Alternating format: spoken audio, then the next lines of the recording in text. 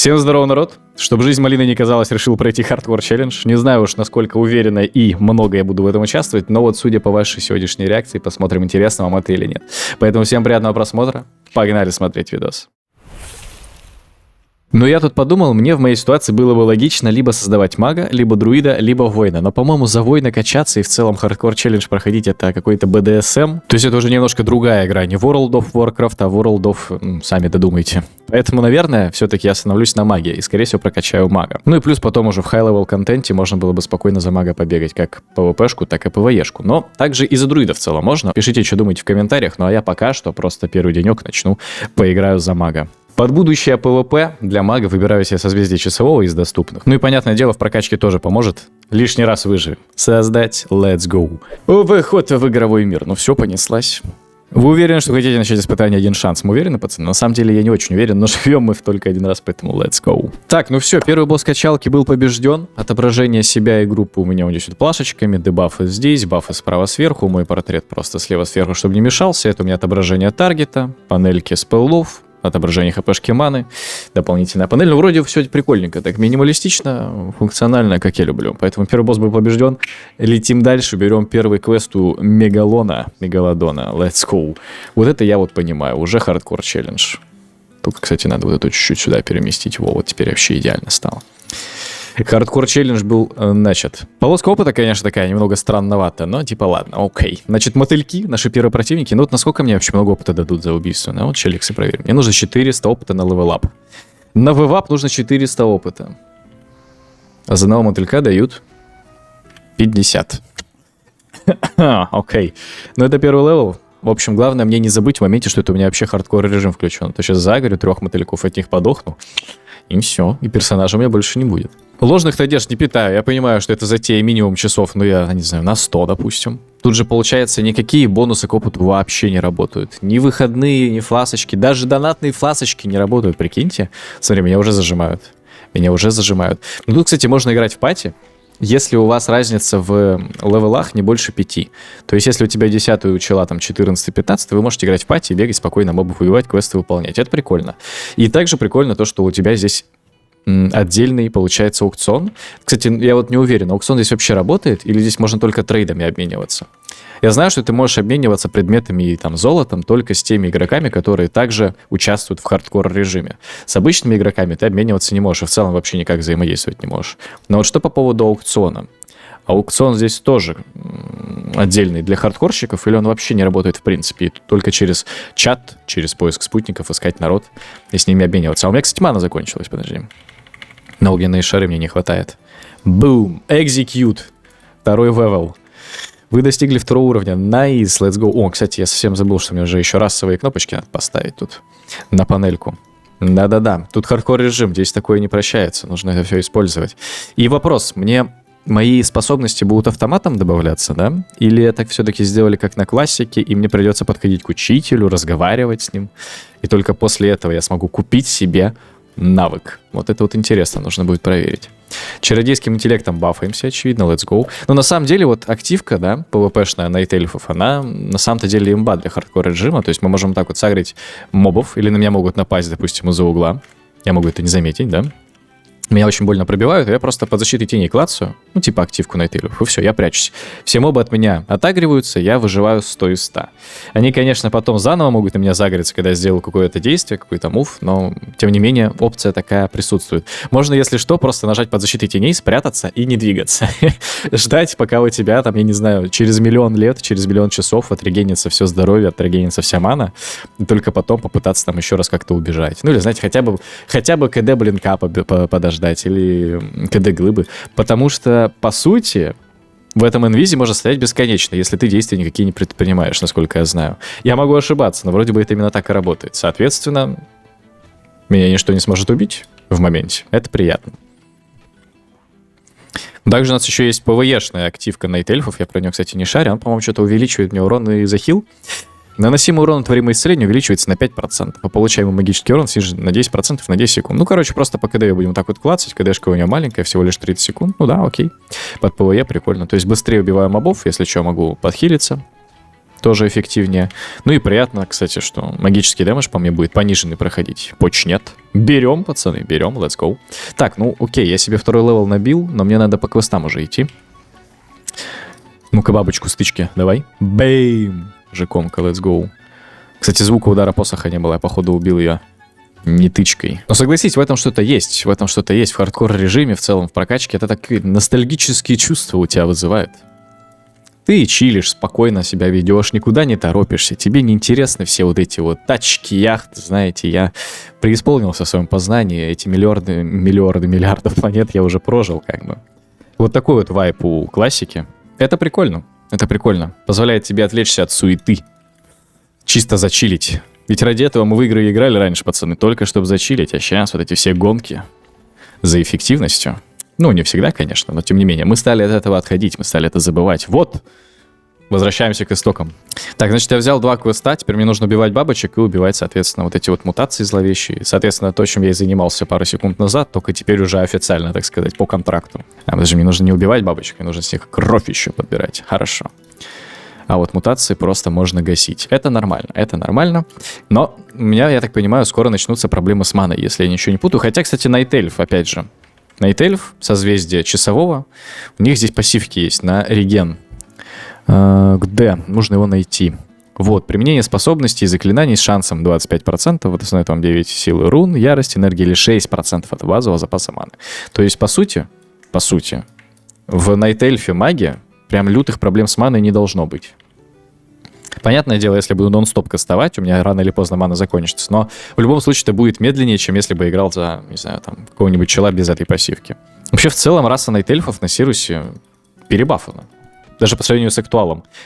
Я объясню почему. Как минимум для PvP. Потому что вот под защитой теней вот эта активка, которая тебя, по сути, из боя выводит временно, в такой недоинвиз, она позволяет сбить с себя таргет. Если, например, вражеский маг кастует вас овечку, да, вы понимаете, что вот там 0,2 секунды до конца каста осталось, вы нажимаете под защитой теней, сливаете с тенью, все, каст прерывается, потому что вы из таргета пропадаете. Но этого недостаточно было Сирусом, я не знаю, зачем они сделали так, что когда ты после этого инвиза выходишь, смотрим в бафы, у тебя появляется на 3 секунды эффект размытия, который понижает по тебе еще весь урон входящий. На 50% на 3 секунды. Это охренеть какой сейв. Это офигеть как перебафанный, активный PvP-шный спелл, я вообще не знаю. Если посмотреть на другие расы какие-нибудь, на другие созвездия, там вообще какая-то лютая хрень под PvP может быть. Там, допустим, могут быть мощные пассивки туда-сюда, но активка полное дерьмо. Эта активка выше всяких похвал. Ты и из таргета пропадаешь, можешь спелл задоджить. И еще на 50% на 3 секунды весь дэмэдж начинаешь меньше получать. Это очень мощно. Но я бы не сказал, что у Night Elf и пассивки слабые. Опять же, реген маны дополнительный, туда-сюда. Это все супер мощно, на самом-то деле в купе работает. И это одна из лучших рас. Как минимум бесплатных. Одна из лучших созвездий, которые ты вот быстро просто открываешь, которые тебе изначально доступны. Да? Это определенно одно из лучших созвездий в целом на Сирусе. Понятное дело, под какие-то конкретные нужды другие созвездия могут быть лучше, но они либо открываются, качая репутацию, либо там платно открываются, а вот из бесплатно доступных это прям супер мощная темка. Я, короче, тут не на очке загрел 3 мобов. На самом деле... А я не сдохну сейчас, слы? Не, вроде не.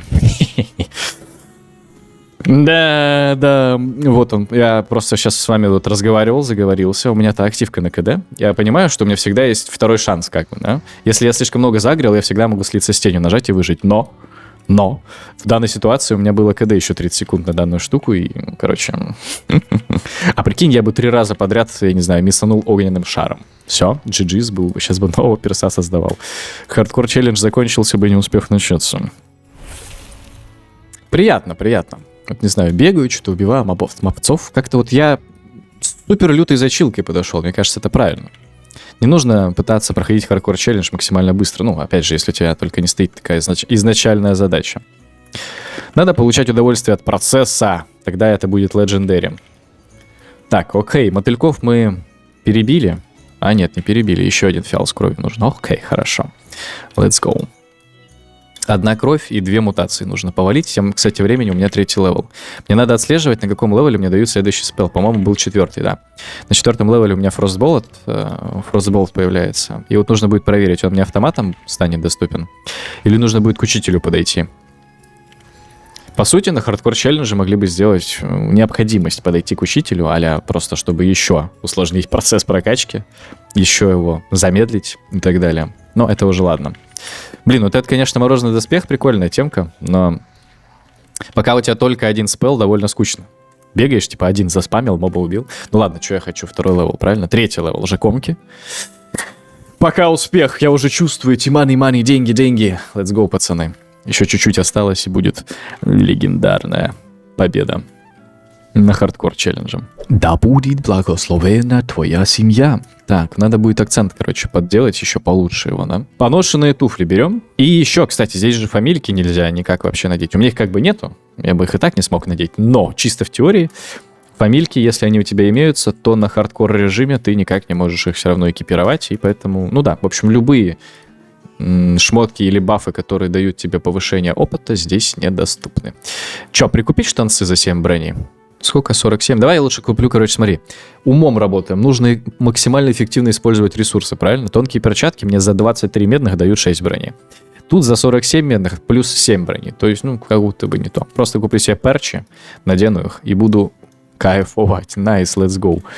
Одна серебряная, 65 медных у меня имеется. Дополнительная сумочка, да, на 4 ячейки. Не густо. Да ну, неужели мне придется подходить к учителю, чтобы изучить спелл?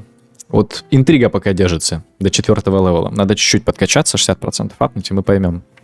Так, кстати, квест на прививку лунных соухов, мы это помним. Еще, на самом деле, они могли бы убрать отображение квестов на карте, как это было в классике. Это, конечно, супер душная тема, и все равно ты потом просто качаешь аддон, который тебе позволяет видеть квесты на карте. Ну, типа квести, да, он там называется.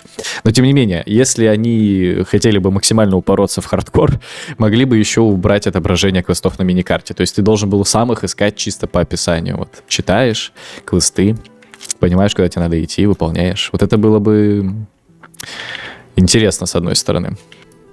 Ну, кстати, совухи уже больно отбивают, смотри, в 2 лапы-то. В 2 лапы нормально они херачат. Даже под морозным доспехом у них там, что, скорость атаки замедляется? А, нет, просто они замедляются. Но у меня броня усилена на 30. Кстати, еще один совух подошел. Я его, наверное, не осилю, поэтому лучше я просто спрячусь. И вот мы стоим, ждем, пока у меня сейчас зарегенится хпшка, мана натикает, и можно будет продолжать. Ну, смотри, совухи... А, кстати, почему он вообще на меня загрелся? Он же не агрессивный. What the hell? Ты за это заплатишь, дура. Расчехляй рогатку. Ну, в общем, смотри, да, совухи меня уже попустили на самом-то деле. Пришлось даже нажать слиться с тенью. В теории я его успевал убивать до того, как он меня бы убил, но, кстати, он 4-го левела, а я только 3-го, в общем... Не, на самом деле он очень больно бьет. Смотри, 2 мяса. Ты шо? Ты шо, братку? Офигеть. Совухи мощные, пацаны, слишком. Тут надо быть поосторожнее. 1 минута КД под защитой теней, блинка нет, глыбы нет, ничего нету. То есть пока что за неимением другого сейва стоит отыгрывать более аккуратно. Что? Офигеть. Так, ну давай прививку тебе сделаем, братишка. Что скажешь? Найс. Доволен остался. Let's go. Что рассказывать? Боитесь уколов, не? У меня с детства аллергия на цветение березы. Тополинос. Cool story вам рассказываю. Поэтому если вот в весенний лес прийти, так березку понюхать, то это все потом. У тебя слезы от счастья, сопли от того же. И, в общем, ходил я в клиничку. Мне там делали уколы, по-моему, раз в месяц просто в руку с, опять же, каким-то экстрактом вот этой вот березы. Или с чем уж там, я не знаю. И потихонечку увеличивали дозу. И так пытались мне лечить аллергию. То есть сначала тебе колят очень маленькое количество березы тебе сначала закалывают. Чисто кололся березой. Это другой уровень, пацаны. Ну и да, сначала тебе маленькую дозу колят, потом все выше. И так а-ля организм адаптируется к березе, и аллергия проходит. Ну, вроде бы чуть-чуть помогло. Но там произошел анлак. Допустим, эта процедура должна была проходить вот раз в месяц на протяжении там года, что ли. Ну, в общем, какой-то долгий промежуток. Но когда уже 80% пути было пройдено, то ли фирма ушла, то ли еще что-то. Я не помню, по какой конкретной причине, но я точно помню, что пропало вот это вот лекарство, которое мне ставили. Экстракт березы. И пришлось прервать процесс на 80%. Получается, я аллергию себе вылечил на 80%. Верим? Верим. И в целом довольно сейчас неплохо ее переношу, на самом деле. Но все равно, когда начинается весна, примерно вот 23-25 числа апреля, если не выпить какой-нибудь там цитринчик, вот противоаллергенное, то может быть неприятно. Кстати, я его коцнул, я его могу привить после того, как я его коцнул. Так, ладно. Надо уметь временно съебываться, правильно? Я его привил, но ему, видимо, не понравилось, что я его коцнул, да, и поэтому не... Ебут, совухи ебут, бежим. Бежим же, комка, бежим. Отыгрываем роль. Ну, навряд ли бы девочка, да, против 3 совухов начала бы пиздиться. Она просто бэкнула бы, и все. Хотя смотря какая девочка, и смотря куда ей бэкать нужно было бы, если вы понимаете, о чем я. Так, окей, ладно, еще одна прививка. Давай я, короче, по одному просто буду выкашивать, и все. Че я тут выпендриваюсь? О, офигеть, смотри, он взял, он задоджил мой спел. Он задоджил за пиларчиком, аж шалеть. Это совух ПВПшер. Это легенда арены Гурубаши. Вот она. Еще и вплотную ко мне встал, чтобы мне было сложно по нему попасть. Не, это легенда, это легенда. Я с него окорочок поднял. Let's go. W. Побежали. Next. Так, ну что, где запчасти-то, пацаны? Я уже всю вашу локацию пробежал. Все ваше поселение, племя, кто вы там. Кстати, у них прикольные такие тотемчики стоят. Смотри. Смотри!